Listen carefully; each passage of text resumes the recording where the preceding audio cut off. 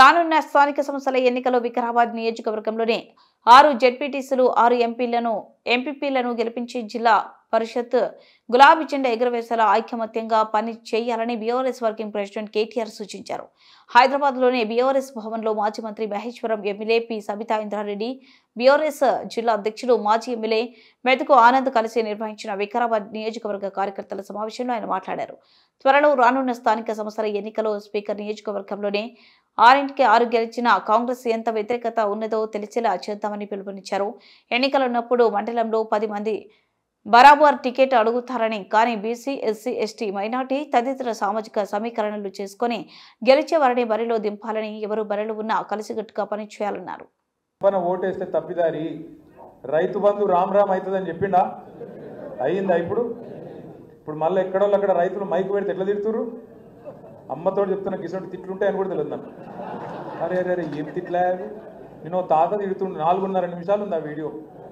ఒక 4.5 నిమిషాలలో ఒక 400-500 తిట్లు తిట్టి. ఇంకోడు రేషం ఉన్నోడైతే కానీ బాయిల నీళ్ళు పోసుకొని దుంగి చచ్చిపోతుండే. రేవంత్ రెడ్డి కాబట్టి నడిచిపోతుంది, కానీ రేషం లేదు, మను లేదు ఆయనకు.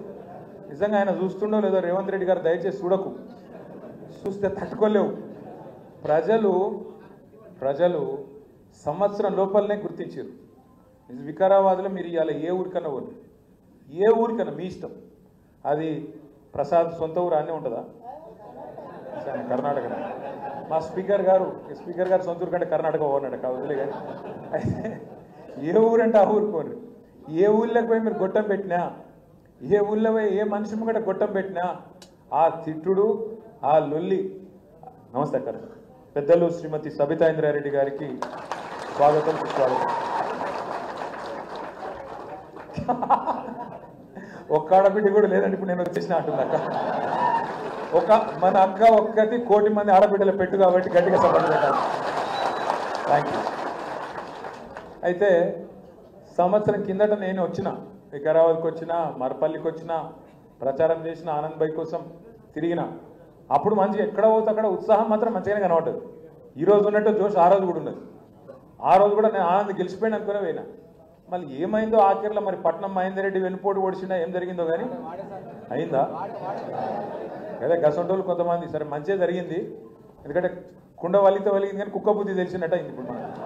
ఎందుకంటే లంగలు ఎవరో, దొంగలు ఎవరు మనోళ్ళో, ఎవరు ఇంటోళ్ళో, ఎవరు దొంగలో ఇప్పుడు మాత్రం తేలిపోయింది. ఇక పార్టీ కూడా సబ్బు పెట్టి అడిగినట్టు మంచిగా సాఫ్ అయింది. అసంటోళ్ళు వెళ్ళిపోయినరు, నికార్సుగా కొట్లాడేటోళ్ళు మాత్రమే మిగిలినరు. పెద్దలు కేసీఆర్ గారు ఎప్పుడు చెప్తుంటారు, ఏ సంస్థలనైనా ఏ పార్టీలనైనా 2 రకాల వ్యక్తులు ఉంటారు.